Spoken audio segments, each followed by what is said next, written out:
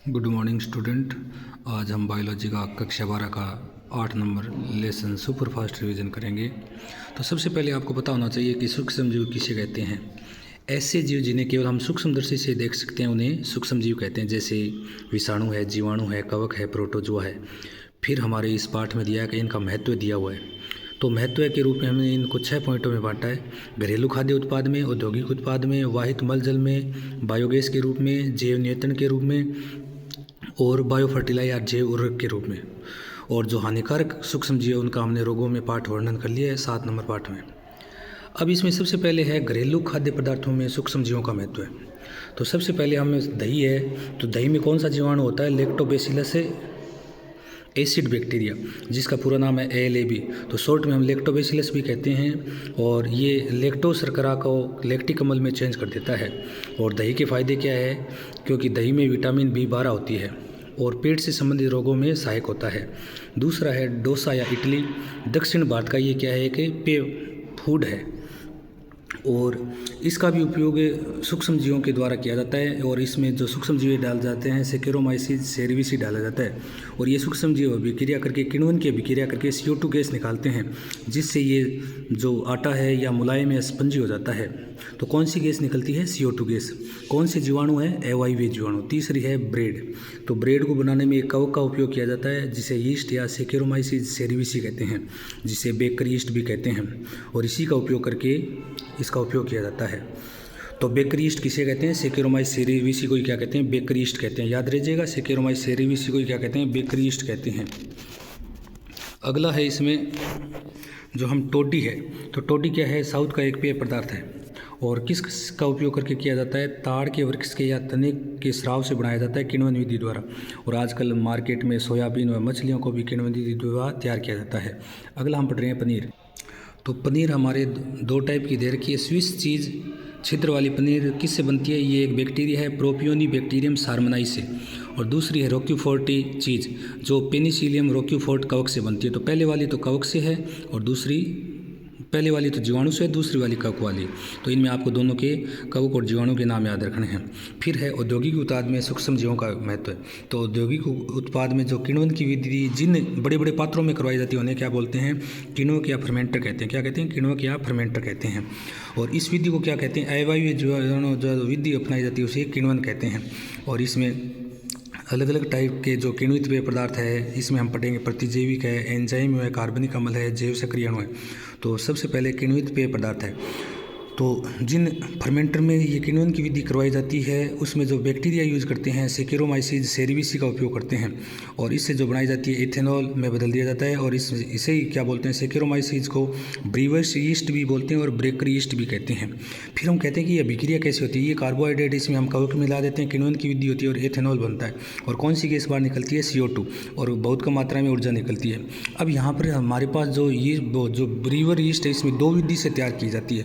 एक तो माल्टीकृत पेय पदार्थ, एक किण्वित पेय पदार्थ, जिनको गर्म करके आसवन विधि से बनाते हैं वो तो कौन से हैं? ये विस्की ब्रांडी रम है, ये आसवन विधि से। बिना आसवन विधि से जो तैयार करते हैं वो कौन से हैं? ये है वाइन और शराब है।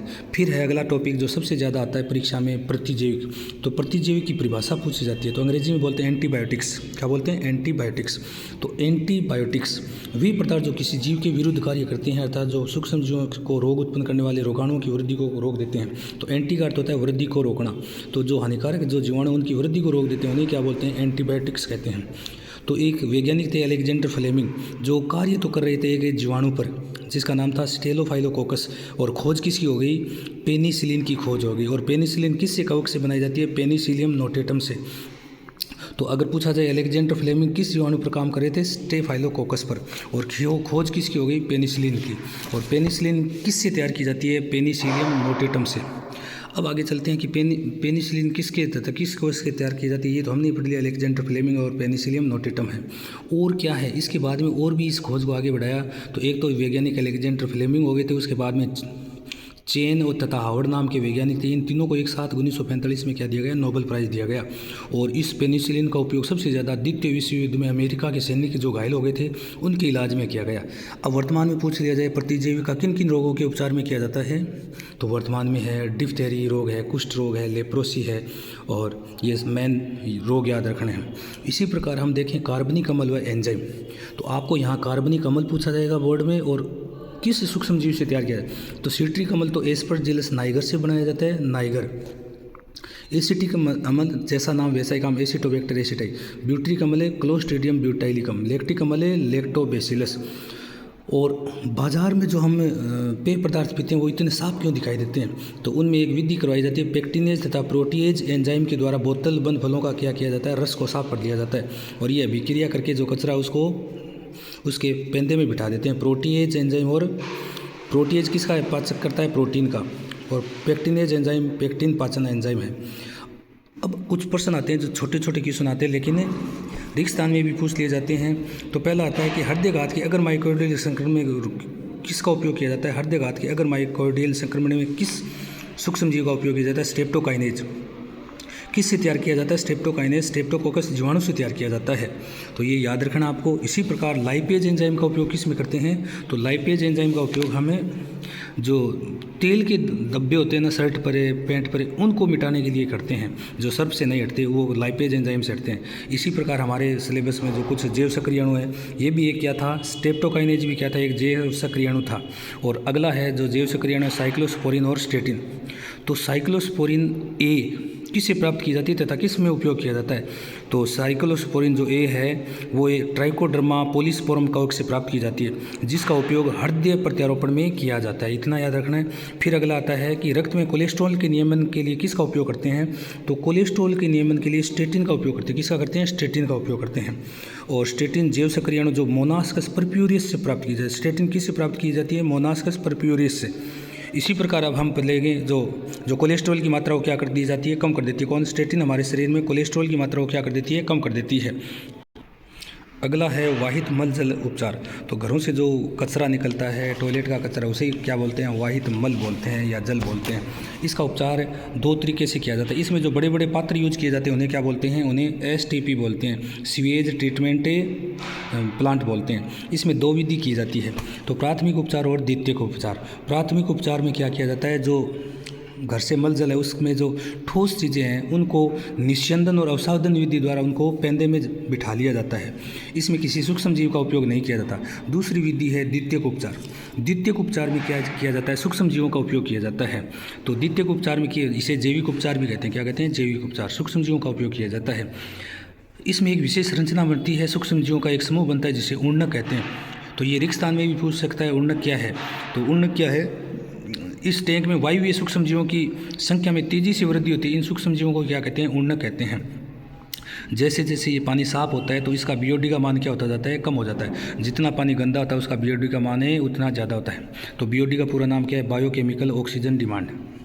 तो बायोकेमिकल ऑक्सीजन डिमांड, तो जितना पानी, तो ये परिभाषा सबसे ज़्यादा पूछी जाए। ऑक्सीजन की वह मात्रा जो 1 लीटर पानी में उपस्थित कार्बनिक पदार्थों को अपघटित, मतलब गंदे पदार्थ हैं, उनको अपघटित करने के लिए जितनी ऑक्सीजन की आवश्यकता होती है उसे क्या बोलते हैं, BOD। तो BOD किसके समानुपाती होती है, व्युत्क्रमानुपाती है जल में घुलित ऑक्सीजन की। अब है वाहित मल का तब तक उपचार किया जाता है जब तक उसका BOD का मान बहुत कम न हो जाए। तो ये याद रखना है। इसमें एक नाम आता है सक्रिय आपंक कहलाता है। तो इसकी तो ये परिभाषा याद रखनी है, सक्रिय आपंक की। ये खालिस्तान में पूछ सकता है आपको। एक परिभाषा आपको याद रखनी है, अवायवीय आपंक या डाइजेस्टर। अब चलते हैं, इसके लिए समय समय पर नदियों में जो गंदगी है उसको साफ़ करने के लिए अलग अलग सरकारों ने प्लान है। तो गंगा एक्शन प्लान 1985 में आया था और ये गंगा नदी को साफ़ करने के लिए आया था। फिर पढ़ते हैं हम बायोगैस के उत्पादन में। तो बायोगैस का सूत्र क्या होता है, CH4 होता है। तो बायोगैस एक ज्वलनशील गैस है जिसका सूत्र ये CH4। और क्या होती है बायोगैस में, CO2 भी होती है और नाइट्रोजन भी। तो मेन कौन सी होती है, CH4। तो सबसे ज़्यादा इसमें मीथेन होती है, उसके बाद में CO2 और फिर बची हुई अन्य गैसें। तो ऐसे जीवाणु जो मेथेन का निर्माण करते हैं इन्हें मेथेनोजन कहते हैं। तो ऐसे जीवाणु जो मेथेन का निर्माण करते हैं उन्हें क्या कहते हैं, मेथेनोजन कहते हैं। तो ये याद रखना है। अब इसमें है तो गाय भैंस के भी जो रूमेन है अमाशय का एक भाग है जहाँ पर कौन से जीवाणु पाए जाते हैं, मीथेनोजन जीवाणु पाए जाते हैं। जो पाचन की क्रिया में मीथेन गैस का निर्माण करते हैं। तो गोबर में जो विशेष प्रकार की बदबू आती है वो मीथेन के कारण आती है। मीथेन जीवाणु किस स्थान पर पाए जाते हैं? अवायवीय कीचड़ जीवाणु है और गाय भैंस के अमाशय में एक रुमेन है उस भाग में पाए जाते हैं। तो भारत में बायोगैस तकनीक का विकास भारतीय कृषि अनुसंधान खाद्य एवं ग्रामीण उद्योग आयोग के प्रयासों से किया जा रहा है। तो बायोगैस संयंत्र का क्या है? तो घर में एक कुंड सा बनाते हैं 10 से 15 फीट का और उसी के बारे में वर्णन है। तो बायोगैस संयंत्र तो एक विशेष प्रकार का जो बायोगैस बनाने का किया है कि विशेष प्रकार का कुंड सा है जिसमें एक तरफ से पानी और गोबर का मिश्रण डालते हैं, उसमें जो अवायवीय जो जीवाणु होते हैं मेथेनोजन उनके अभिक्रिया से बायोगैस बनती है। अगला 5वां उपयोग है जैव नियंत्रण करके सूक्ष्म। तो जैव नियंत्रण होता है जीव के द्वारा इस जीव का नियंत्रण करते हैं। और तो एक प्रकार की क्या है, एक कार्बनिक खेती हो गई। तो जीव के द्वारा जीव का नियंत्रण करते हैं, उसे क्या बोलते हैं? जैव नियंत्रण कहते हैं। तो पीड़क किसे कहते हैं? जो हमारी खेती को नुकसान पहुंचाते हैं, जो हमारी फसल को नुकसान पहुंचाते हैं उन्हें क्या बोलते हैं? उन कीटों को क्या कहते हैं? पीड़क कहते हैं। इसी प्रकार कृत्रिम पीड़कनाशी द्वारा एफिड के उन्मूलन के स्थान पर लेडी बर्ड का उपयोग करके हम किस पर नियंत्रण कर सकते हैं? पीड़कों का नियंत्रण। इसी प्रकार एफिडों तथा मच्छरों को ड्रैगन मक्खी के द्वारा खत्म कर सकते हैं। तो इसमें एक जीव को नष्ट, जो हानिकारक जीव है उसको नष्ट करने के लिए दूसरे जीव का उपयोग करते हैं। इसी प्रकार बीटी कॉटन नाम सुना होगा। बीटी कॉटन में कौन सा जीवाणु का उपयोग किया जाता है? बेसिलस thuringiensis, और उसमें पाई जाने वाली क्राइजीन का उपयोग करके एक हाइब्रिड बीज तैयार किया। किसका? हमने कॉटन का। तो उसका भी जैसे बीटी कपास है, बीटी बैंगन, बीटी मक्का है, ये क्या है? बीटी कॉटन के अदर एग्जाम्पल। जो बीटी कॉटन तो मैन है ये, फिर बीटी बैंगन, बीटी मक्का। कौन से जीवाणु का उपयोग किया गया है? बेसिलस thuringiensis जीवाणु का। इसमें कौन सी जीन का उपयोग किया गया है? क्राइजीन। अगला है ट्राइकोडर्मा। तो एक कवक है ट्राइकोडर्मा जिसका उपयोग पादपों में अगर कोई रोग हो जाए उसके उपचार में करते हैं। अगला है बेक्यूलोवायरसिस। तो ये एक वायरस है जो कीटों या संधिपादों को नष्ट करता है। किसको? कीटों और संधिपादों को नष्ट करता है। ये वायरस पादप या स्तनधारी आदि नुकसान नहीं पहुंचाती है, केवल लक्ष्य युक्त कीटों को ही क्या करता है? ये नष्ट करता है।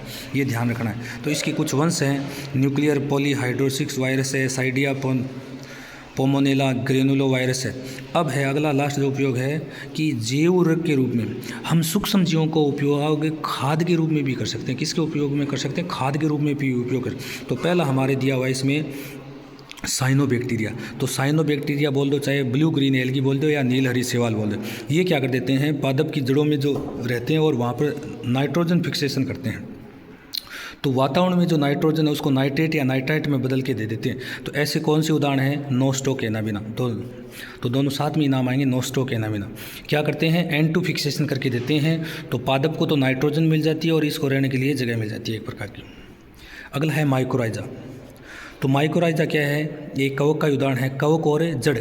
तो ये कवक के जो उच्च विकसित पादप है उनकी जड़ों में पाए जाते हैं। और कवक तो क्या, ये कौन से वंश के कवक हैं? ग्लोमस वंश के कवक है। क्या करते हैं? ये पादप को फास्फोरस अवशोषित करके देते हैं। किसको अवशोषित? और बदले में रहने के लिए जगह लेते हैं, उनसे भोजन प्राप्त करते हैं। किसे? पौधे से। आगे अगर हम पढ़ें तो माइकोराइजा का लाभ क्या है? तो रोग प्रतिरोधक क्षमता बढ़ा देते हैं पादप की। जीवाणु है। अगला जीवाणु कौन सा है? ऐसे जीवाणु, हमने पीछे जो साइनोबैक्टीरिया पढ़े हैं वो तो सहजीव। ऐसे जीवाणु जो पौधे को फ्री में क्या करके दे देते हैं? N2 फिक्सेशन करके दे देते हैं और पौधे से बदले में कुछ नहीं लेते हैं। वो कौन सा है? एजोबैक्टर जीवाणु है, एजोबैक्टर। और अगला है ऐसे जीवाणु जो पौधे से बदले में लेते हैं, नाइट्रोजन फिक्सेशन करके देते हैं, वो है राइजोबियम जीवाणु। और कौन से वंश के कुल के जड़ों में पाए जाते हैं? लेग्यूमिनेसी कुल है जिसमें मटर पादप उदाहरण है। तो ये याद रह जाएगा। ये था हमारा पाठ पूरा। तो अब आए हुए जो क्वेश्चन देख लेते हैं 5 मिनट में। बाजार से खरीदा गया बोतल वाला फलों का रस। तो अभी हमने पेक्टिनेज, पदार्थान, प्रोटीन पाचक, किसी जलाशय की बीओडी से आप क्या समझते हैं? ये प्रश्न आए हुए हैं। एक पादप की कवक मूल से कवक को हटा दिया जाए तो क्या है? ये तो आप पुराने आए हुए क्वेश्चन हैं जो हमने लगभग कर लिए हैं। अब आपको इसको 5 से 10 मिनट में रिविजन करना है पाठ को। ये क्वेश्चन आए हुए क्वेश्चन हैं पुराने, ये याद रखना है आपको। जय हिंद।